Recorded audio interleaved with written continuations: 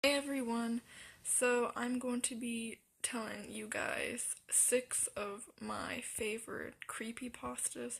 Now, I was actually originally going to be making this video my top 5 favorite creepypastas and naming the one I liked least to the most, and then, well, as you can tell, I'm actually doing 6, but see, the thing is, I was gonna make it top 5, but I could not for the life of me decide which one I want to be number 1, so I decided to put 2 as number 1. But then another problem arose. I could not also, for the life of me, even at all, rate which ones I liked least to most. Like, I have a really hard time with that. So I just decided to get rid of that idea of just doing from the least to the most, and I'm just gonna instead say 6 of my most favorite creepypastas instead and not rate them because it's just too hard for me to rate them. So let's just do this right now. So I'm going to be naming my first one that I like, which is called The Russian Sleep Experiment. And the thing about creepypastas that I like is the whole kind of, I don't know what would you call it?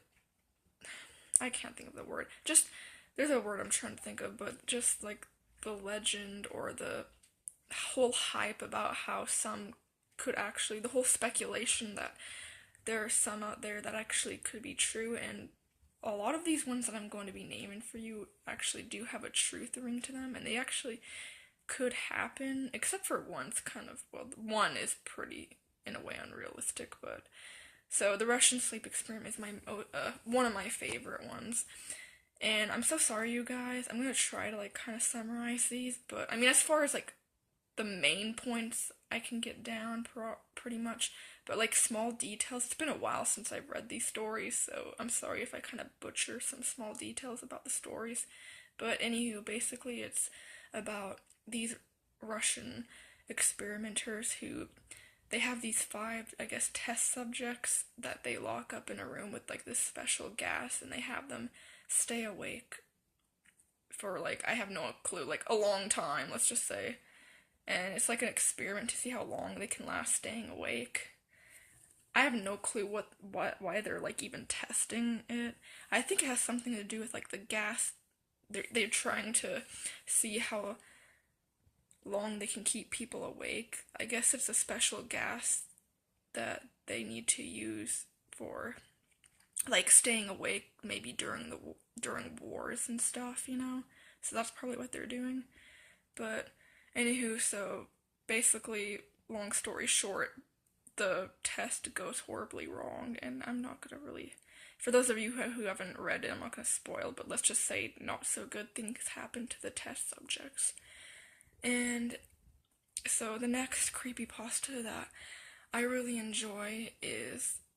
Now, this one actually is the one that pretty much, in a way, couldn't be really realistic. I mean, technically, no, but. So it's Candle Cove. And for those of you who have read Candle Cove, you know what I mean when I say it's not, like, realistic. I mean, yeah, no, it's not a realistic one by any means, but it's still a really cool concept and idea, and I don't really want to spoil it, but I mean, for those of you who haven't read it, but it's basically about like these people who get on a blog and they start talking about an old TV show that they used to watch, and they start talking about how there's just, kind of weird things about it that they watched when they were younger. They kind of get in a discussion about how the show seemed odd. And yeah, I'm not really gonna spoil it from there because the ending is really cool. Like, it's one of my favorite endings to a creepypasta ever. So, my third most favorite creepypasta would have to be Squidward's Suicide. Those of you who know SpongeBob know about Squidward, so this is basically supposed to be about a creepypasta of a lost SpongeBob episode that got banned. Some animator made this SpongeBob episode and they had to terminate it because this episode involved really disturbing things, and I don't want to spoil anything for those of you who haven't read, but some details of it have to do with, well, of course it's called Squidward's Suicide, so in the video it's like supposed to be an episode this animator made about Squidward being depressed, and eventually, you know, obviously from the title you pretty much know what will happen in the end, but there's actually more to it than that actually makes it even more darker, and I'm not gonna say what it is, so you can just go check it out for yourself. And now the fourth creepypasta that I really like is called Cupcakes, and this is probably like one of my most favorite creepypastas of all time, and it's based off of MLP, My Little Pony. So, I mean, if you don't like My Little Pony, but you like creepypasta, then, I mean, you probably haven't seen this then, but I recommend it even if you don't like MLP, I actually still recommend to read it, because it's like, it doesn't really entail you knowing anything about MLP, so it could actually be set in any setting, like, it could be, they could have literally written this story as humans and not MLP, so I recommend it, it's a really good one. And basically, it is about, one of the characters tries to lure one of her friends by giving her, well, she gives her a cupcake, and let's just say she puts something in the cupcake, and then she locks away her friend, and yeah, bad things happen from there. So yeah, she literally gives her a cupcake that makes her fall asleep, has drugs in it, and she locks her away and tortures her. So that's basically what this story entails, and it is probably one of the most gruesomest stories that I've read. Like, I've never known that you could actually, I didn't ever think that I could ever read something that could hit me so hard, so I was surprised, because I've always, like, watched things, and I always thought that when you watch things, they can do that to you, but I did not know that actually reading a story could do that to me, so it was just kind of a weird experience. But yeah, it's one of my favorite stories of all time, one of my favorite creepypastas, just because of the fact that it really hit me that hard when I read it.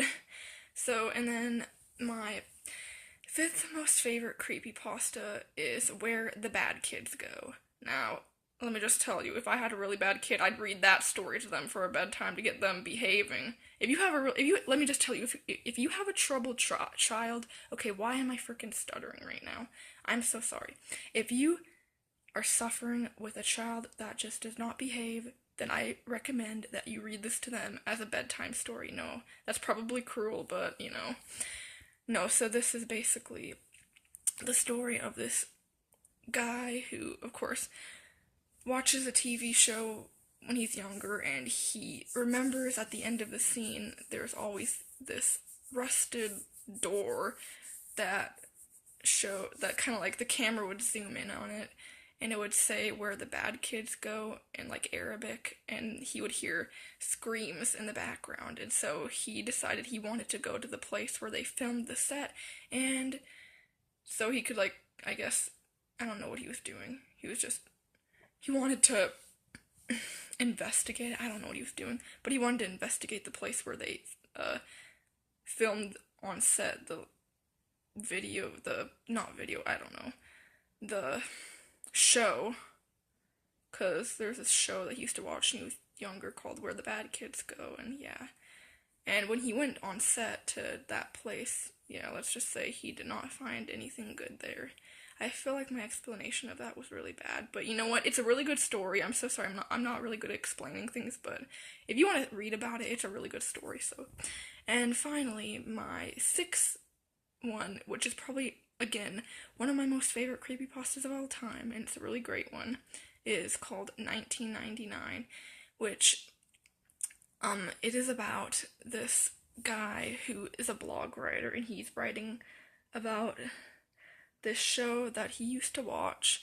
Okay, I don't know why, but I feel like a lot of creepypastas entail people, like, making blogs and, like, about, like, their old shows. Like, what's up with that? But anywho, it's a good one. So this guy, he talks about how when he was younger, he used to watch this show. Well, this guy, I don't know, it was like, I can't even explain it, but anywho, basically, see, I can't even explain the story, because, like, there's so much to it, But, long story short, there's this guy who, on a low budget, makes these shows. But let's just say he's a crazy psychopathic, like, Satanist who, yeah, he's a crazy guy who makes these shows. And this blog writer talks about how he used to watch those shows when he was younger and how disturbing they were, and how he wanted to, like, investigate into the whole situation with this guy who made these videos. And basically, this guy, let's just say he freaking lures children into his place. So this is what he does. He dresses up as a bear, and then he goes on video airing these shows that he makes and tries to get children to come to his house as dressing up this. He dresses up as this bear, and he tries to get children to come to his house by making this television series and pretending like he, what I get, you kind of get what I mean. He's trying to make this television series, dressing up as a bear, getting kids. He calls himself Mr. Bear, and then he tries to get kids to come to his house, and then, like, well, you can only imagine, this guy tries to lure kids into his house, and let's just say bad things happen. So yeah, it's another one of my favorite creepypastas, and it does, I mean, if you don't, see, the thing is, as far as creepypastas go, like, if you're somebody who doesn't like that kind of stuff, like, even I'm not good at handling that kind of stuff, but yeah, it is a pretty gruesome one. I mean, Cupcakes was gruesome enough, that one's really gruesome, but this is another one that, like, is just pretty bad. So yeah, it does have some really strong content in it, let's just say. I mean, yeah, let your imagination wander. I mean, you can only imagine what a guy dressing up as a bear, this psychopathic Satanist guy who's crazy, dressing up as a bear, luring kids into his house. Just let your imagination wander. You can only imagine what happened. So yeah, that's probably one of my favorite creepypastas. But so those were basically my 6 favorite creepypastas. I have other ones that I probably like, but I mean, I haven't read a whole bunch. I've read some that I really like, but those are basically like 6 of my pretty much most favorite ones that I really like. So anywho, I hope you guys enjoy, and have a nice day, everybody.